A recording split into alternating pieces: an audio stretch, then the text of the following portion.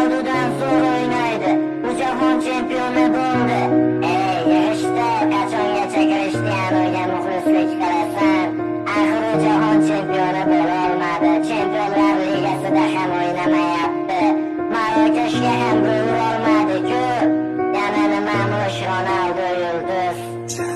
Futbolni ermak uchun o'ynamagan Krishtianu, ko'plab yulduzlaring sindi lekin Ronaldo. Balki sen Messiga muxlisdan olmaysan, boshqasini uni qirol deya atab oldin to'pini sanarsan. Ammo qilgan harakating ketadi bil besamar. Ronaldo bo'lmaganda yulduz bo'larmish Benzema. G'iybatin qilib charchashmadi Portugal o'g'lonini, Messiga fanat deyishar Ronaldo'ning o'g'lini. Har daqiqa har soniyada to'xtamadi, yugurishdan kibrga bo'lmadi do'st, nochorlarga berdi yordam. Ronaldoni yomon deding, kulganing rost ustidan. Unda nega yaxshiliklarini chiqardingiz?